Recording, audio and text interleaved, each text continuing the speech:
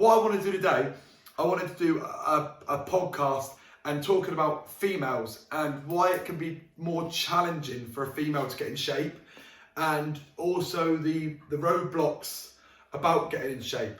Now, with Bex, for example, you've always been like relatively slim, haven't you? Yeah. Yeah, but what did you say when you were 18 to 20? When I was like under 25, I was slim, but then I just drank all the time and didn't do much exercise, so I wasn't that slim then. Yeah. But now I am a lot more like cautious of what I eat and drink. But when you were say like 18 to like what 18 to say when was it? Well, when I felt bigger. Yeah. And between like more like 19 and 22, I would say. And did you not like understand anything about tracking no, calories? No, nothing. I didn't understand any of it. I find everything confusing, but I didn't.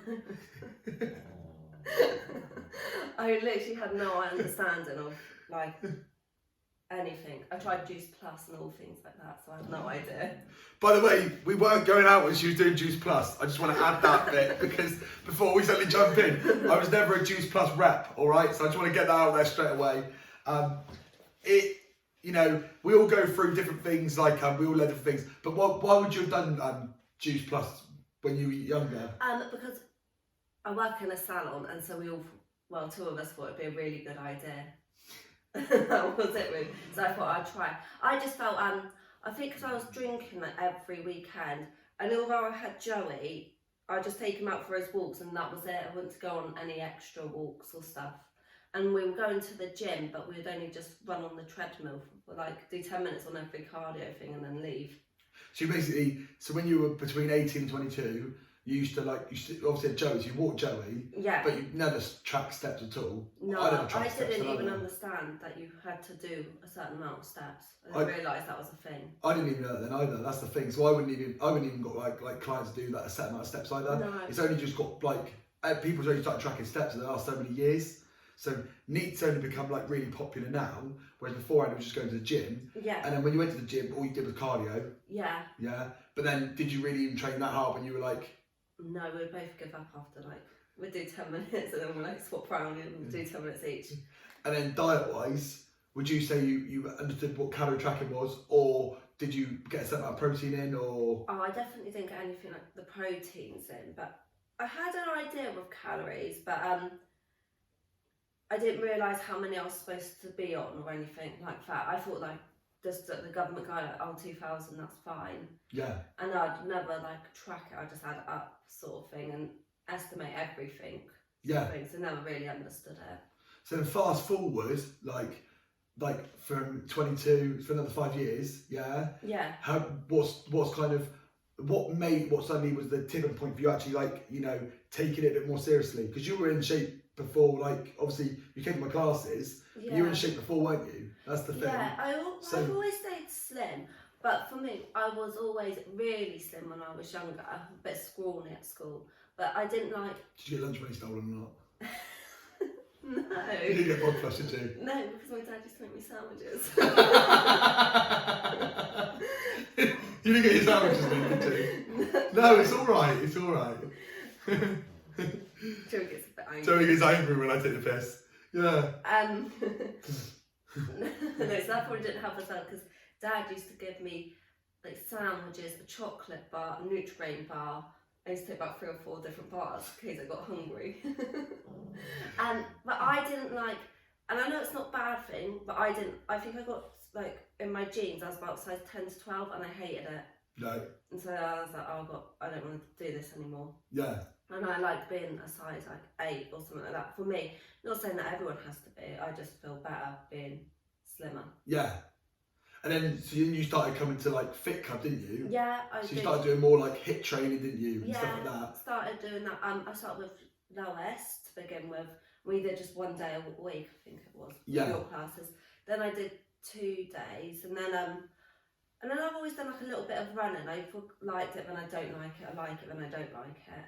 And then I just started walking a lot more, sort of things. So parking my car at different places once I learn about steps. Yeah, so this is the thing. So right. So everyone out there, right? So we talk about like step count, for example, and a lot of people find it really, really hard to get their steps in. Yeah. Now, what would you say you work like 5 days a week, don't you? Yeah. You do X amount of hours, you do 8 hours a day, slightly more probably, and the hairdresser. Yeah. Right? But would you have said being a hairdresser is an active job? No, because once I got my Fitbit when I like it's years on. I got like 4 or 5 years ago, and at work when I was driving to work and parking the car park, I'd probably do like 5,000 steps, because in the salon I don't know, because you do like little steps, and if I'm stood at the station I do like 3 steps round the client to cut their hair or colour their hair, but you're not walking around everywhere. You're stood on your feet, but you're not I walk back and through the salon. But if it's a busy day, I actually do less because I'm just stood with my client the whole time. So when at the end of the day, you probably felt quite tired, didn't you? Yeah, because you've been on your feet all day, haven't you? Yeah, you do, and you like your legs ache and your feet ache, but you haven't actually about 5,000 steps it would be. So then I also got tired. I didn't want to pay for parking anymore. And mum and dad. That's when you started getting on me. That was. And I used to live in Woolwich, and then I'd park my car at the bottom of Woolwich and walk up. And then I started to enjoy that walk, because not when it was raining, but it just gave you like, I was always like half asleep, and it would wake me up on the way, and I'd listen to like my music and stuff. And then I quite liked that walk, and I then realised that from basically bottom of Woolwich to Texaco was like an extra 1,000 steps every day. Yeah. Like there and back. So you're getting in your good habits basically. Yeah. And the thing is, you could be a teacher. Oh bloody hell, you could be a policeman. If you worked in like a pharmacist, shop, like retail. You could even be a chef, for example. Literally on your feet all day. And I get it. I've been like on my feet all day before, and then barely even moved. And you feel knackered at the end of the day, but your step count's so low. So even though you are burning more calories standing up than sitting down, you need to make a point of actually getting up and getting steps in. And like for you, it's just the fact of parking your car a bit further away and walking in. Yeah. But to most people out there, they'll go, oh, it's only an extra 1,000 steps, what's the point? But the point is, those extras makes a big difference. And that's what you realise, And then I started to lose a bit more weight, sort of thing. And then after a while, I think as we got older, the girls just weren't going out so much. And then, so I stopped drinking less, apart from when I lived with Soph. Yeah. Then we used to drink quite a lot. And also, like diet-wise, then. So give an example day. So when you were, say, for example, like younger, like 18, what would your example day be? Give me breakfast, lunch, dinner. Did you have breakfast? No, I didn't always have breakfast. Or if I did, it'd be like something really quick on the go, like nothing healthy. And then Dad used to make my lunchbox for me, so I'd have my sandwiches and like chocolate bars or like a Nutri-Grain bar. And then at work, we would probably, we always had biscuits out the back. I'd nip to Spa when the other girls were going to Spa. Saturdays, we'd always be getting cakes and things like that. And then tea, I was always really hungry as soon as I finished work, so I'd have coffee and biscuits with Mum and Dad. Yeah. And although I've had loads already, then I'd have tea. Yeah. And then if I was going out in the evening with friends, because we was only like 18, we'd probably like go to like McDonald's in the evenings and things like that sort of thing. So you'd be getting like eating just crap all day. So yeah, that was a typical diet. And then at the weekends, we'd go out and we'd always have like loads of crisps and stuff to pre-drink, and then the next day you felt terrible, and then Dad would make me like sandwiches again, bacon sandwiches. Dad's making a lot of sandwiches. That was good. Yeah. Like bacon sandwiches, then I'd have like roast dinner, and then I'd be like, oh, I just feel like crap, so then you just eat like all the carbs, because that's all you want. You think that's going to make you feel better. So then, fast forward to now, what would so now you track, but you don't really track as much anymore, do you? No. And would you say you're restrictive in what you do? Like, would you say I don't obviously live with you, I don't think that you ever restrict yourself completely. I mean, give an example day now what you do. What would you do for breakfast? So now, if I'm working, I don't eat breakfast. I just wait till lunchtime, which I've got quite good at sort of thing. I've always got to have a coffee. I love coffee. So I have like a couple of coffees in the morning, and then I have my lunch, which is usually like a chicken salad. And then I do have like a little snack bar, like a Nature Valley bar or Go Ahead bar. And I always have some fruit, so either apple, orange or banana. And then I would normally come home. I might have another little snack before, say if I was going to the gym or to like your classes, which again is normally like a Nature Valley bar or something along those lines. And then we have tea, which never really changes that much, does it? But tea's quite big, isn't it? Like, yeah. So what you do, so what Bex is doing basically, she's backloading her carbs. So what she's doing is she's saving her calories for the evening, which a lot of people don't do. They feel like they have to have breakfast, which you do have breakfast sometimes. You have breakfast like most mornings, haven't you, recently? Yeah. And you haven't been any different in shape, have you? No, so my breakfast now when I'm at home, I have yogurt, banana and a bit of granola, or I have a shake sort of thing, which is milk, banana, yogurt, and then a bit of protein shake powder. And like in the evening, I think, for example, say last weekend, what do we have? So Friday just gone, Friday night. So we had Hungry Mule, which was ribs, which was really nice, and that's like rice, loaded fries. And then do we have Saturday? What do we have? Cheesecake from the Station Kitchen. That was really good. And then Sunday we had cling clams. So it's just goes to show you that basically you can eat out and still stay in shape. And I think with a lot of females are doing is they're over consuming during the week, and then they're over consuming even more at the weekends. But they may have had like you may have had 1 or 2 good days, but you think the 1 or 2 good days outweighs like the bad days. You're like, oh, I've done well like Monday to Thursday, so I can let myself go Friday, Sunday. Now you still say you let yourself go Friday, Sunday, but because you knew that you were having ribs on Friday night, then you make, I was just saying, like you say it now, but like were you making smart choices during the day? Yeah, I do, and then I don't really eat a lot if I know I've got, or if I'm going out for food and stuff, I try not to eat too much during the day, just so because I don't feel bad, but I don't like that feeling of like, oh my God, I've really overeaten sort of thing. Yeah. So I do think about what I'm eating and how much I'm eating beforehand. I wouldn't have like a big lunch. No, the big difference see with us two is I eat 4,000 calories a day, and you really eat between 1,500 and 2,000, don't you? Yeah. So she's on half my intake. So when we go out and eat, I can still have a big breakfast, 1,000 calorie breakfast if I wanted to. I can have a 1,000 calorie lunch, and then I could have 2,000 calories in my evening meal if I wanted to, because I do the steps and the exercise and just the amount of calories I burn just because I'm such a fidget. Whereas for you, this is why females is harder. If you've got a husband or a partner and they eat a lot, you'll look at the partner and go, well, they can eat it, so I can eat it. Females burn less calories. They weigh less, or you weigh less. And normally, you don't burn as many calories throughout the day, which means you can't get away with eating as many. So you have to be smart with your choices. Yeah, 100%. And then like, because normally on the weekend we have like eggs and bacon, don't we, sort of thing. And so I eat the same as you, and then if we used to go out for food and stuff, roast dinners, it was all the same. So then I've got to be good in the week, sort of. To make up for it. Yeah. Yeah. It's not like being good. It's just I'm just more conscious of what I'm eating. I know that I like being the size I am, so it's just to maintain it, sort of thing.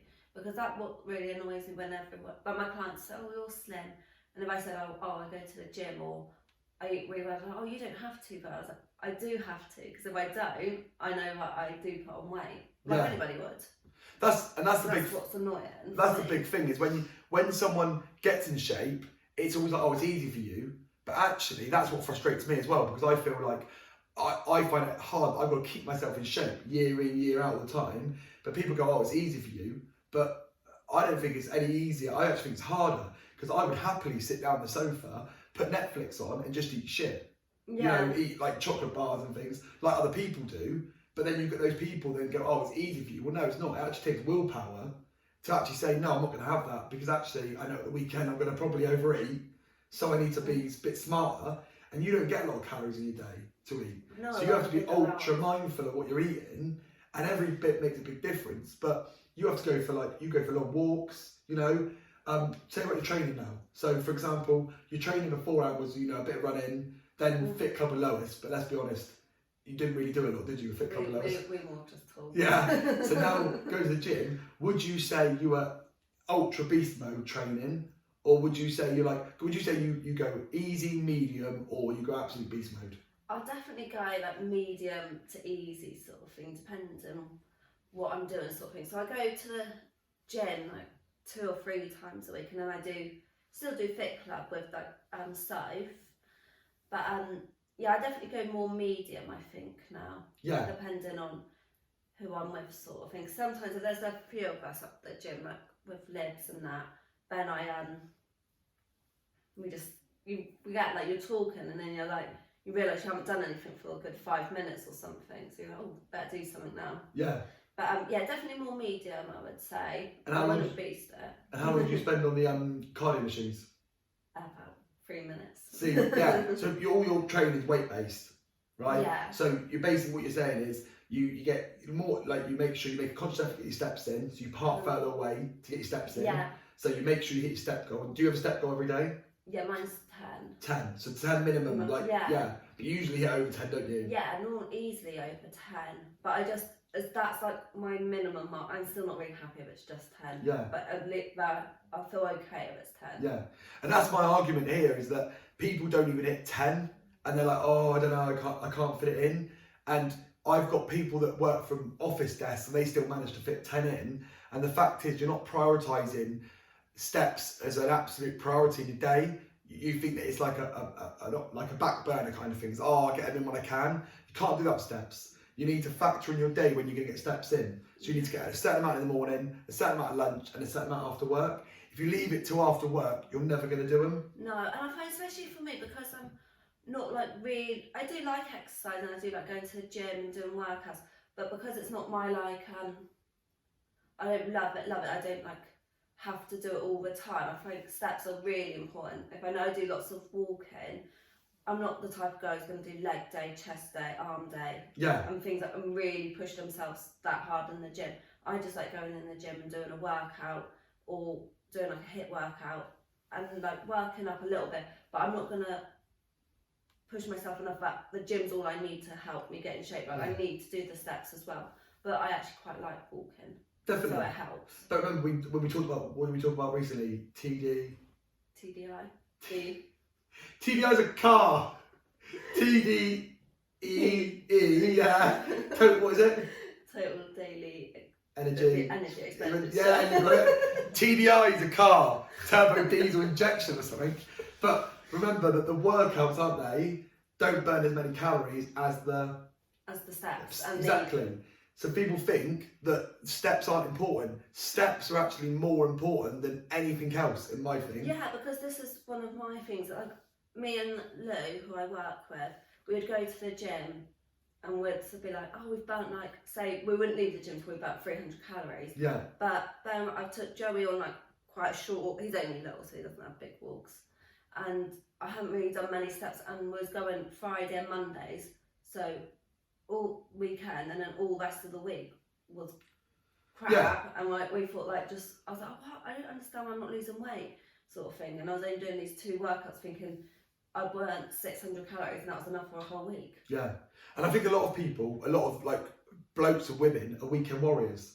I think you think back home that you can do Monday to Thursday good, and then it's like, oh, it's all right. And then you might see me posting about a takeaway, or like you posting it, and then be going, well, they do it, so it's fine. But actually what they don't see is behind the scenes of all the other stuff that we do. Yeah. So the long walks and the... And on the weekends, we're never ones just to sit in either. Like, people are like, oh, I just sat in all weekend, which is fine, that's what you want to do, but we still wouldn't do that sort of thing. We might not go to the gym, but we go out with the dogs for really good walks, sort of thing, like better than our weekday walks. Yeah. Because I think that's the good time to do it. You get a better walk in.